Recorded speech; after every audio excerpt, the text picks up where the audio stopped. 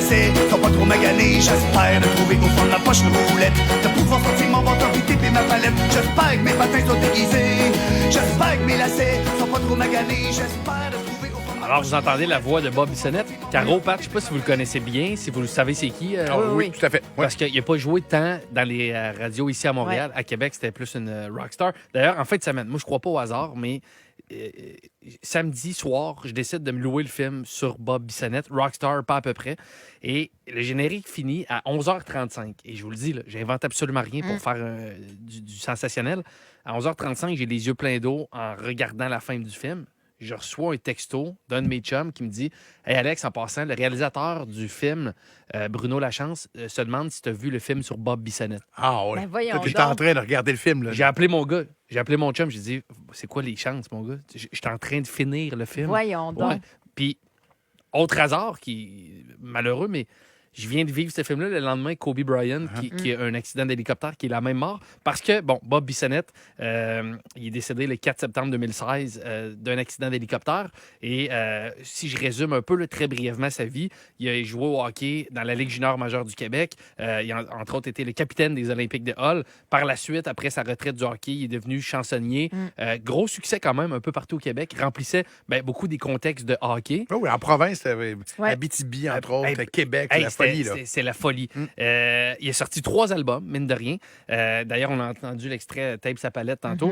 Moi, je l'ai connu à l'école secondaire. Bob Bissonnette, il faut savoir qu'avant d'être joueur de hockey et tout ça, c'était le gars le plus drôle de l'école. Et je dis pas ça pour lui rendre hommage, c'est la vérité. Demande à n'importe qui était allé à Sport-études, à Cardinal-Roy à ces Ah années-là. ouais, hein? On attendait ses exposés oraux comme un spectacle. Ah Pour ouais. vrai? Ouais. Moi, j'étais ultra timide à l'école secondaire. Fait que moi, c'était un peu une inspiration. Je me dis, il est tellement drôle, tellement une aisance à faire rire tout le monde.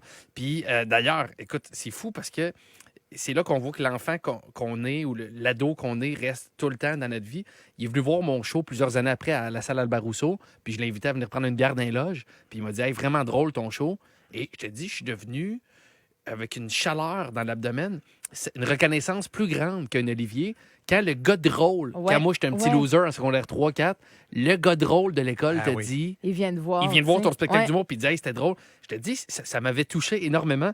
Dans le documentaire, on parle pas tant. Tu sais, ça commence avec l'accident d'hélicoptère, mais j'ai été content. C'est positif. C'est festif même. Moi, j'ai appris des choses puisque moi, je l'avais perdu de vue pendant plusieurs années. Fait que je suis pas un proche intime de Bob, mais il y a des témoignages de ses chums de hockey, ses chums de jeunesse, ses parents, son frère, sa sœur. C'est un gars qui avait 1000 projets, autant dans sa jeunesse, dans le hockey, par la suite dans sa carrière, qui était très proactif. Il fonçait, il semblait dévorer la vie. Il disait souvent, quasiment à chaque jour, aujourd'hui, c'est la plus belle journée de toute ma vie. Ah ouais, Ah, c'est un gars qui mordait dans Ouais. la vie complètement. Mordait dans la Wow. vie. Je pense un de ses rares regrets, c'est un peu le boycott de Montréal, des médias en fait, tu sais, des médias Oh oui. principaux. Dans le documentaire, on apprend qu'il aurait tellement aimé ça aller à Tout le monde en parle pour parler de qu'est-ce qu'il fait dans la vie. Je pense que c'est pas une grande voix, là, c'est pas Céline Dion, on s'entend, c'est pas une voix grandiose. C'était un amuseur, un entertainer. Il remplissait des salles, il était festif, il avait du fun.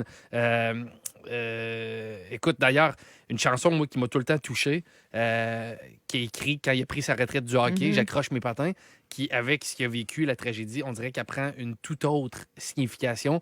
J'aimerais vous faire entendre un petit extrait de cette tune-là qui me touche énormément. C'est maintenant la fin. J'accroche mes patins. Les lumières sont éteintes. J'ai fait ma dernière feinte. J'aurais pu demain ou après-demain. J'accroche mes patins. Alors, ben c'est ça, ça devient très touchant. Moi, Ouais. hier soir, je me préparais pour ça. J'écrivais un peu ce que je voulais dire. Puis, je suis allé prendre une marche dehors. Puis, c'est niaiseux, là. On a souvent, il faut se le rappeler, c'est plate que l'humain est comme ça, il oublie. Mais hier soir, je marchais, il n'y avait rien de spécial. Il faisait même pas si beau que ça en plus. Juste, je marchais tout seul dans mon quartier, je pensais à Bob, puis je me disais, tabarouette, je suis encore là, tu sais. Juste Ouais. de voir, respirer, j'ai accès à de l'air frais, tu sais. Ouais. Juste d'être là. Tu sais, Bob, il est plus là, il aurait tellement aimé, il y avait 1000 projets encore. Fait que c'est un peu quétaine, mais on est mardeux juste d'être en santé, d'avoir... Mais Pat, tes enfants sont en santé, on est là.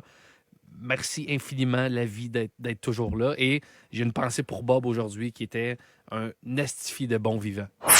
Midi